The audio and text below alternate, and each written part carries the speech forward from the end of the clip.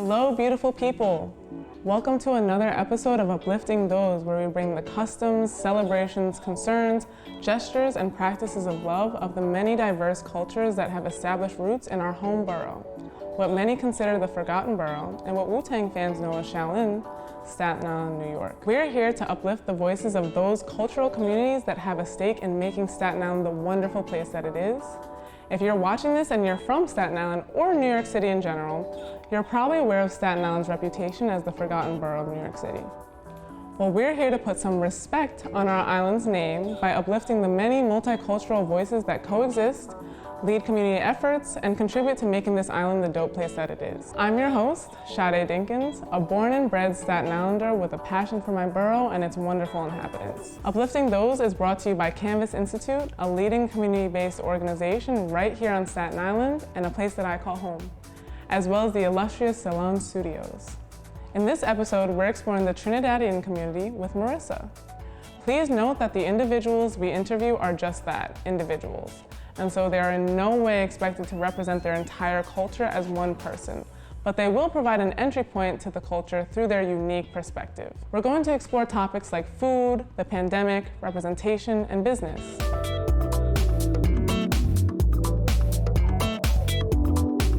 Hi, my name is Marisa. I'm a 34-year-old entrepreneur. I migrated here from Trinidad at the age of 12. I went to school here, went to college here. Lived on Staten Island most of my life. I own a business. It's Shorty's Roti Shop. I'm very passionate about food. I love the culture. So I try to spread the culture as much as I can.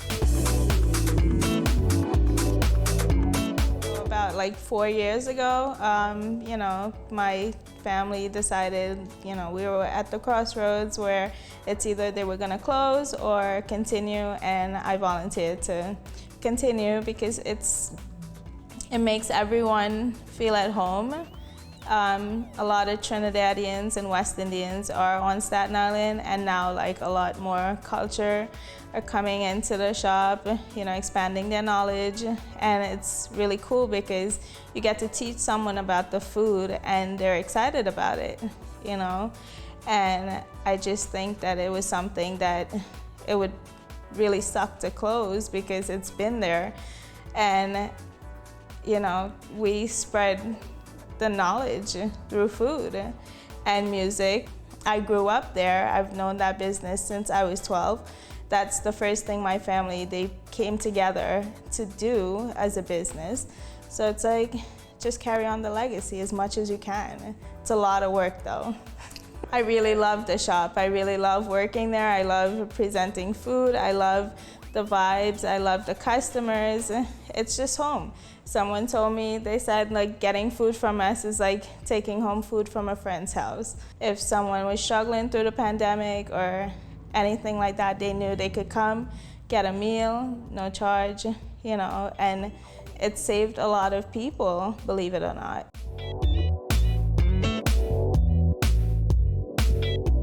For that event specifically, it came about through the pandemic. We closed the shop for 3 months, and no one really had an outlet for like the 4th of July barbecue. Everyone wanted to have a barbecue, but no one could have really visited family, friends, or anyone that they cared about really.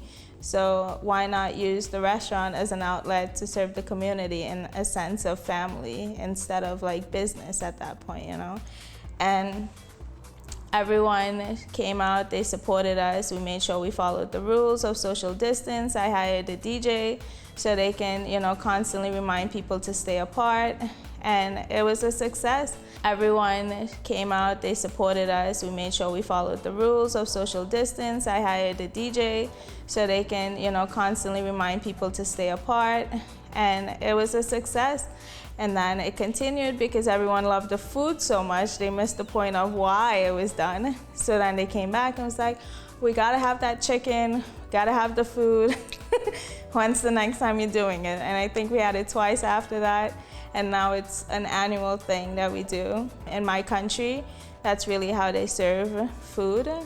When you go to the beach or you're just passing by, it's done on the grill, it's done outside.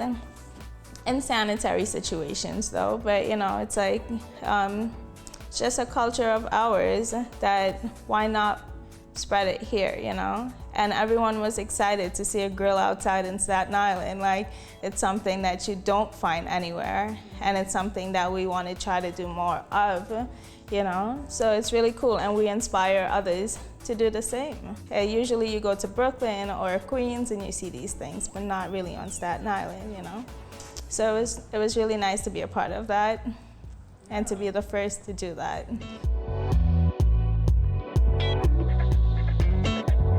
So my menu is made up of all of my favorite things that I love about my country. And I literally wrote down my entire menu, really thought about it. Like things like curried mango, it's something they've never heard of. They're like, oh my God, what is this? And it's like, I can't describe it, I just let them try it and they always get it, Or they love the curried goat, the oxtails. It's pretty much everything on my menu. They have to try at least once. So yeah, I think the menus are it can go every which way you want. You make your own food, you make your own plates, you make your own roti. You can even put things on your doubles, that you've never had before, you want to try a little bit of. It just depends on what you're in the mood for, you can get it there. Honestly, it's an honor, and it's really cool to be the Oni's Trini spot because anyone who speaks of my family members, they always ask of them. So, that relationship is already there. I have people who I've known for 20 years. They've known me as a kid. They bring their families when they come from Trinidad and you have to try the doubles here. It's better than Trinidad, and it's wow, you guys came from the airport straight here, so I think you have an expectation to live up to at this point that, it's something you really can't find anywhere. We have people come from Maryland, Delaware, Virginia, Pennsylvania, religiously, Washington, just to try the food. They know the shop is there, they've been there, they've been loyal customers. So I think it's an honor to be that person on the island. And it was also the first roti shop and the first Caribbean shop to come to the island. So my uncle, he was just passing by one day and he saw the place for rent. They band together, both my uncles, and they recruited my aunts to work and then friends of theirs to work. So it's literally every person that we know has a little piece in there. So it's it's kind of hard to give it up,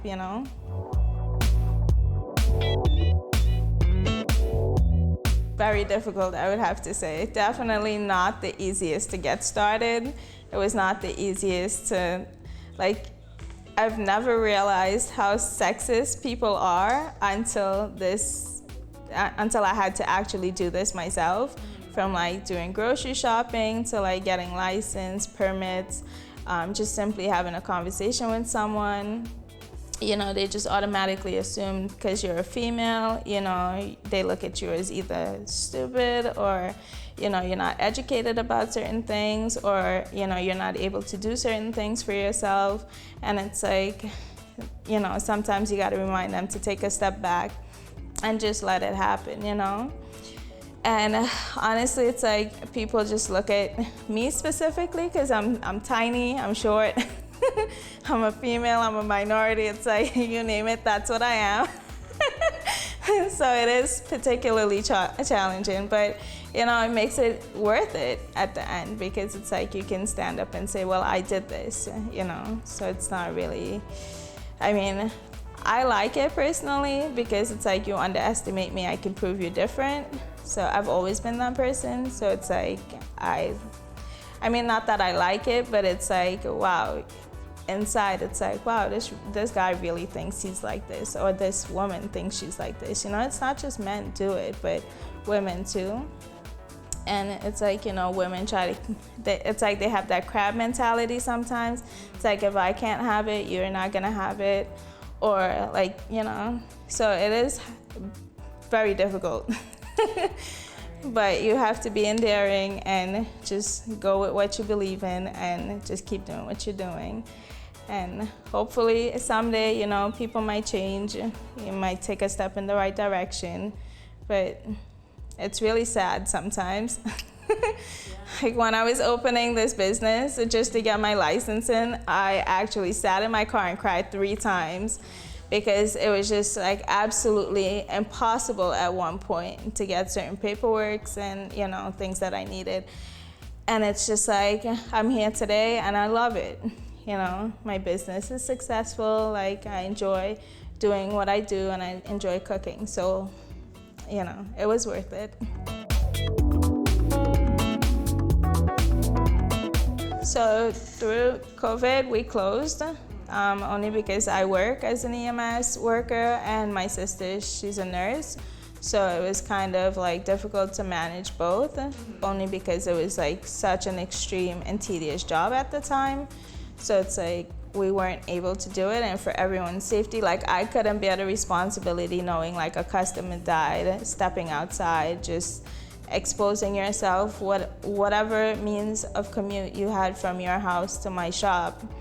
You know, and I couldn't bear that responsibility. So it was just safer for everyone to stay at home. It's okay, you can do without the food for a little bit.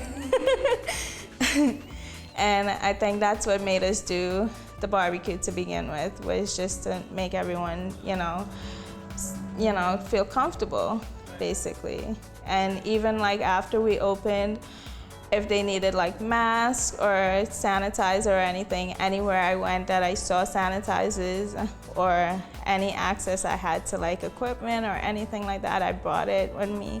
So like elderly people had access, because I knew a lot of older people who did not know how to help themselves. They didn't understand what was going on.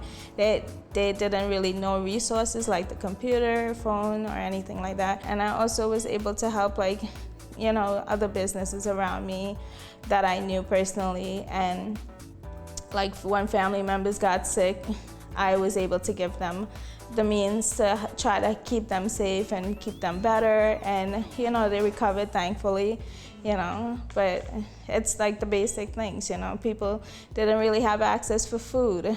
I also had like people that I knew on the job, and we would take them food every day, elderlies, you know, people with kids, we'd take them food, we'd make sure they had, you know, water, supplies that they needed. So it was quite of a challenge as a business to take a loss, but on the other side, it was like you were still helping your community anyways.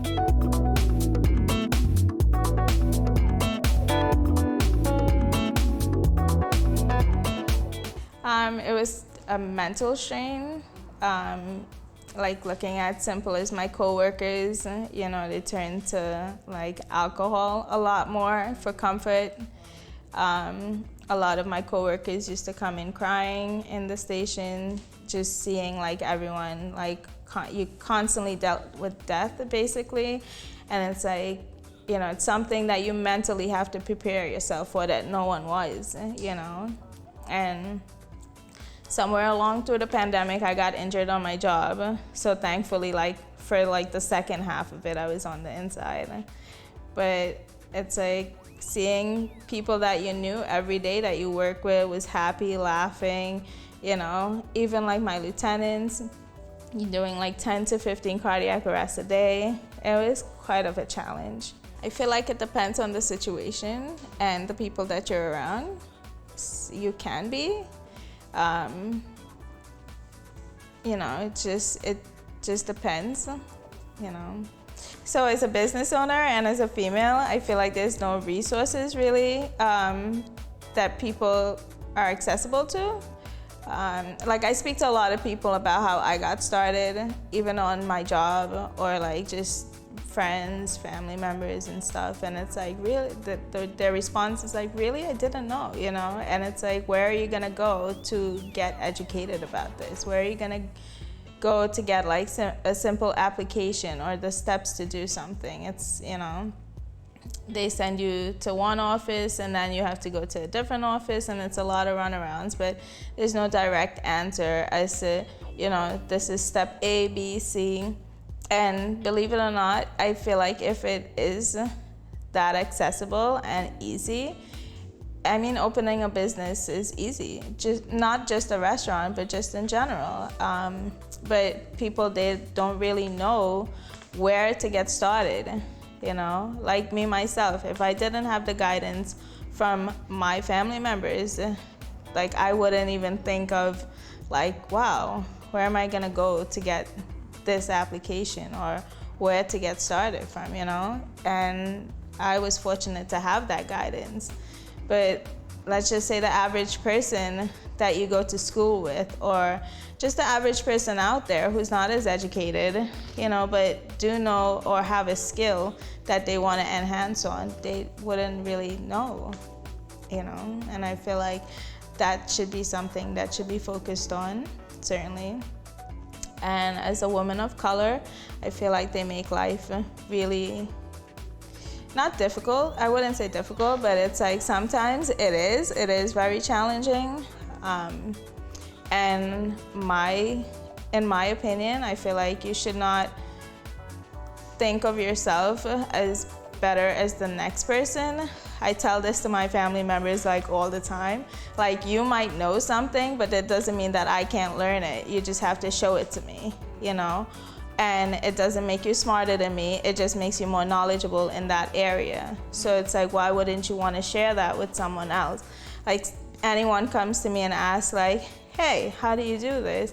It doesn't make me like feel any better than you. I feel honored, like, wow, you really think I know, And sometimes it takes me a long time to learn something, to figure out, go through the steps or something like that. But at least by the time you're finished, you feel like, okay, you were successful. You learned something more than you knew yesterday, And I feel like you should have the resources if you did want to do something for yourself to better your life. Why should that be withheld from you, So to answer your question, I feel like, yes, life is difficult in some aspects, but in some aspects, if you do have the resources, it can be pretty easy. You just have to know where to look, and it shouldn't be that difficult to get that resource that you need to move ahead. It's not just Trinidad, it's like the Caribbean chain. Slaves came over from like Africa, Asia, and they came over, they work on the plantations. So my great-grandparents, they came from India. They worked on the plantation for many years. They started saving, they bought land, and they got themselves established. They built a life from there. So it's like, that's how I grew up. I grew up on a farm because that's what my great-grandparents knew. They planted crops and trees, and, fruit trees, vegetations, animals. I had farm animals as my pet. And then here you would speak to like an Asian person who knew like cooking or how to do preserves, or, something that they learned in their country, and as a community, everyone band together, and that's how you get the culture of music. You get soca music, you get chutney music, you get Indian music. Some people listen to Spanish music, So it just depends on who you speak to. A lot of interracial couples are there, and it's beautiful. It's my favorite. And it's a nice culture because it's not like it's racist. I've never heard of racism or like to identify a person by the color of their eyes or the look of their skin or, just the shape of their face or something. I learned that when I came here, and it was something that fascinated me, that someone can look at someone and say, well, he came from China, or he came from like Mexico, and it's like, how do you guys know this? There, we don't have that. You see people for the person that they are, their personality. And, it's like, You could have went to like your neighbor's house if you didn't have anything to eat, or you went to like friend's house for like holidays, or it's like everyone in your community was just one. This was the people that you went to school with, you played sports with, you went to their houses.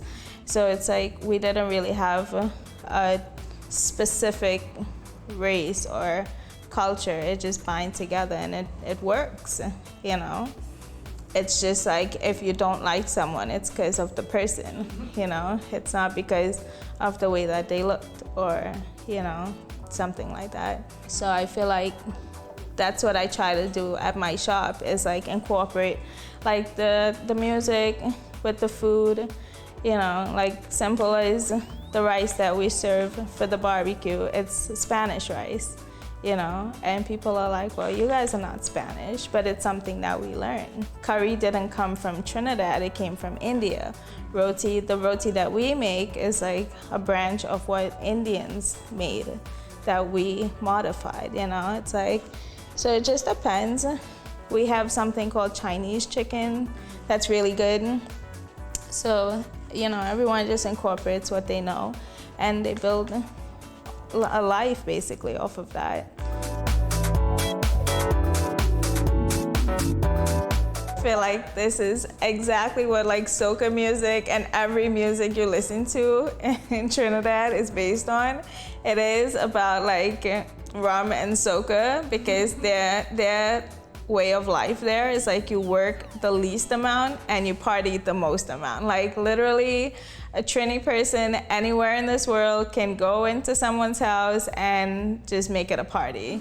That is all they're about, and they try to have fun, they try to relax, they're always at the beach or hanging out, or like my dad specifically, he worked 3 days for the week, and the rest of the week he was always hanging out with his friends, like always partying, doing his thing. And a lot of my friends that I grew up with, that's what they do. They do carnival, so that's like it's like a week-long event, and like literally everyone goes to that because it's nothing but party, music, rum, soca, and girls from around the world, pretty much. And it's just like, that's pretty much it. It's just they try to live a stress-free life, No one stresses about what the neighbor is doing or, there's a lot of gossip. But they definitely aim for a stress-free life. They try to work the least amount and they try to party the most they can to just enjoy life, pretty much. And I feel like everyone should try to do that. Just enjoy life and, why take it serious? That's why they have the second best carnival in the world for the same reason. They know how to party. Comment below with your thoughts and opinions on this episode. We want to hear from you. And don't forget to like and subscribe to be notified about more content from Canvas Institute.